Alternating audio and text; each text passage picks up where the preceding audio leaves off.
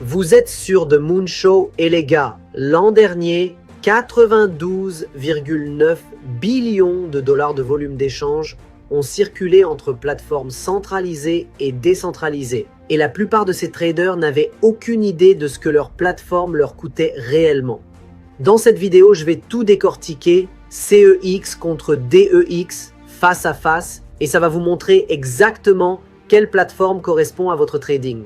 Alors regardez bien toute la vidéo jusqu'au bout et n'oubliez pas de mettre un pouce bleu dès maintenant et de vous abonner.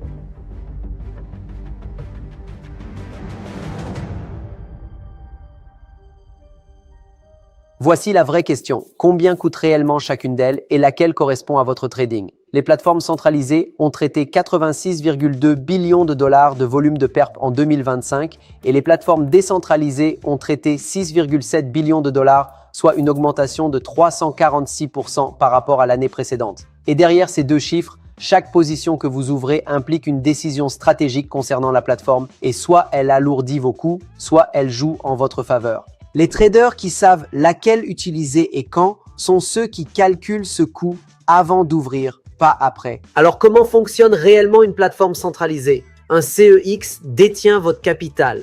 La plateforme exécute vos ordres, gère votre marge et fixe votre niveau de liquidation. Tout se passe sur leur serveur. Ce sont eux qui contrôlent. Que se passe-t-il réellement au moment où vous passez cet ordre? Le moteur d'exécution qui tourne sur les propres serveurs de la plateforme cherche une contrepartie à votre prix dans le carnet d'ordre. Quand une correspondance est trouvée, la transaction s'exécute en quelques millisecondes. Pas sur une blockchain, sur un serveur privé. Marge allouée, effet de levier appliqué, niveau de liquidation fixé. Mais quel prix déclenche réellement votre liquidation?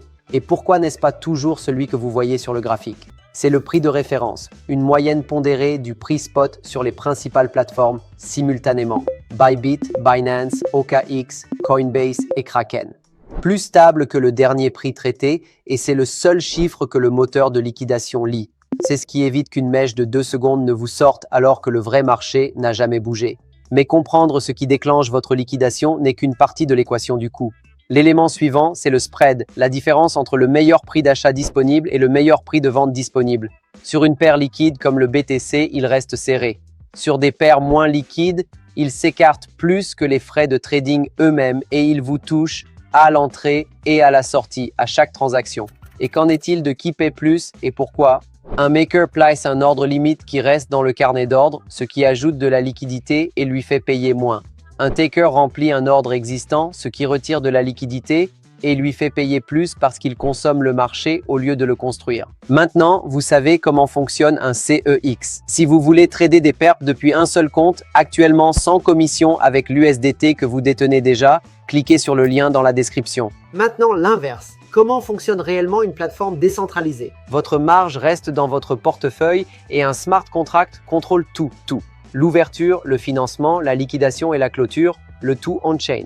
Vous signez la transaction, le protocole la traite on-chain et la transaction s'exécute non pas sur un serveur privé, mais sur une blockchain publique. Mais quel prix déclenche la liquidation sur un perp de DEX et en quoi est-ce différent d'un CEX? Sur un CEX, le prix de référence est calculé sur les propres serveurs de la plateforme. Sur un DEX, un oracle externe, Chainlink, Pyth ou un flux propriétaire apporte le prix de référence on-chain. L'oracle se met à jour par bloc, pas en millisecondes. Mais sur des marchés qui bougent vite, prix de référence est calculé sur les propres serveurs de la plateforme. Sur un DEX, un oracle externe, Chainlink, Pyth ou un flux propriétaire apporte le prix de référence on-chain. L'oracle se met à jour par bloc, pas en millisecondes. Et sur des marchés qui bougent vite, cet écart compte le plus quand la volatilité frappe le plus fort. Et qu'en est-il des frais de gas? Ça dépend du protocole. Sur les DEX basés sur Ethereum, chaque interaction coûte du gas, variable selon la congestion du réseau. Sur une plateforme comme Hyperliquid, le gas est nul car elle tourne sur sa propre Layer 1. Et c'est la partie que la plupart des traders oublient. L'impact sur le prix n'est pas un EI et frais. C'est ce qui arrive au prix lui-même quand votre ordre est assez important pour faire bouger le marché.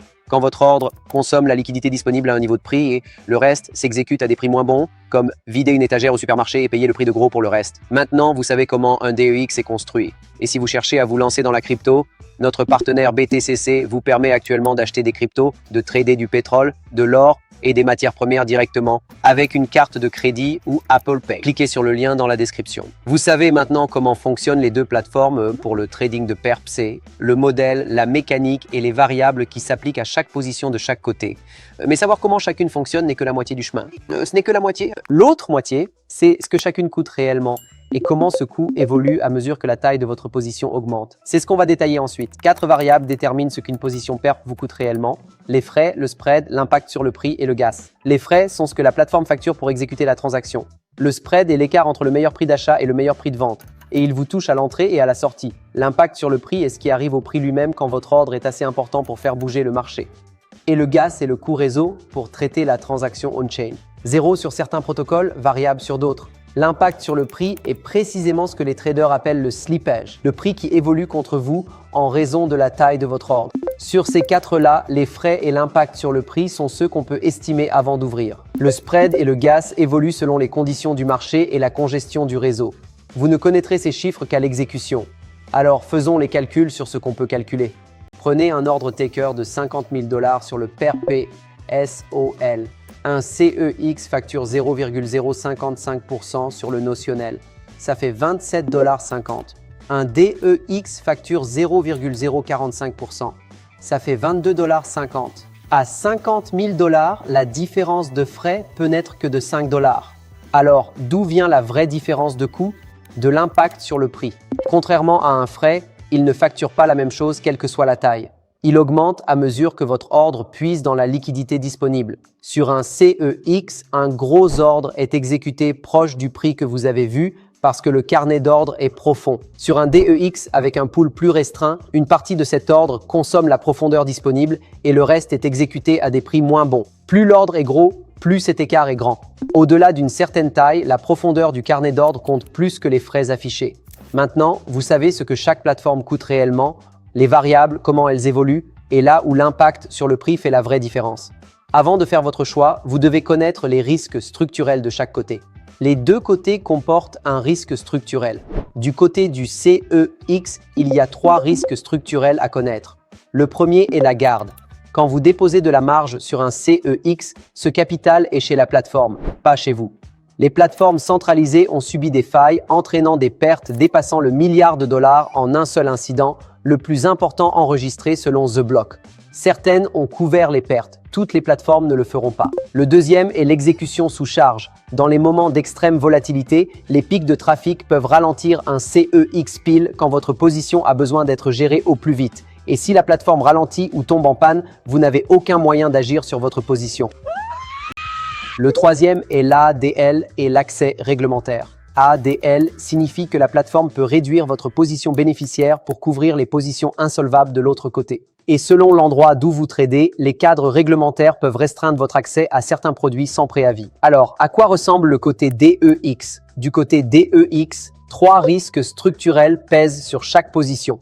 Le premier est le risque de smart contract. En juillet 2025, GMX a perdu 42 millions de dollars suite à l'exploitation d'un smart contract sur Arbitrum, l'un des 10 plus grands piratages crypto de 2025 selon The Block. Le deuxième est le risque d'oracle.